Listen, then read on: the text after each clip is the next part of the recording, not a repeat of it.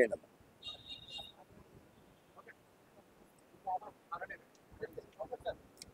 Media మిత్రులందరికీ నమస్కారం. ఇవాళ మా ఈ టీం అంతా వచ్చి సినిమా హిట్ అయింది, మనం సంబరాలు చేసుకోవాలన్నప్పుడు చాలా ఆనందం వేసింది. ఎందుకంటే నేను రషెస్ చూసిన దగ్గర నుంచి, నిన్న కాపీ చూసిన దగ్గర నుంచి చాలా మంచి సినిమా రాబోతుంది అని అనిపించింది.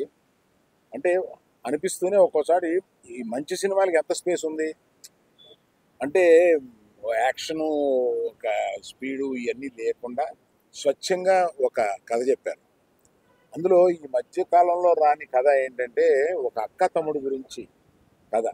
ఆ అక్క తమ్ముళ్ళలో ఉన్న కమిట్మెంట్ గురించి కథ. అందుకని ఈ పాప అక్కడ ఉంటే, నువ్వు పక్కకి రా, ఇది నీ కథ టైప్లో. ఏది హీరోయిన్ ఎక్కడ, నువ్వే అనుకోక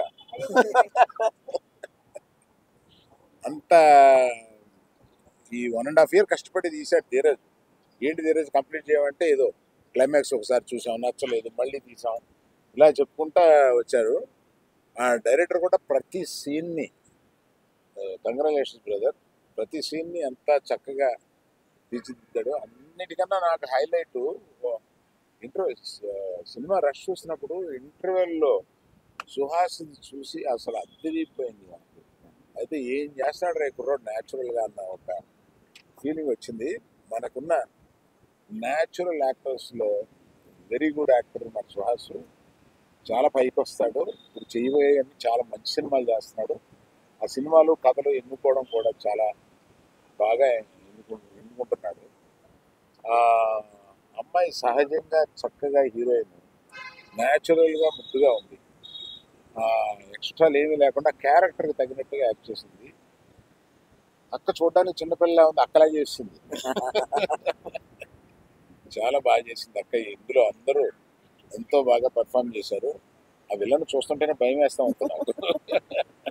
అసలు లాస్ట్లో చాలా బాగా చేశారండి మీరు, చాలా బాగుంది.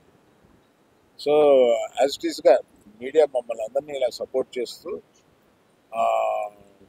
గీతాకి అనుబంధ సంస్థల్లో ఇవన్నీ కూడా ఉన్నాయి కనుక వీళ్ళందరినీ మేము ఎంకరేజ్ చేస్తాం కనుక మీరు కూడా వారందరికీ చేదోడు వాదోడుగా నుంచి వాళ్ళందరూ సక్సెస్ అయ్యేలాగా చూస్తున్నందుకు మీడియా కూడా ప్రత్యేకమైన అభినందనలు. Thank you.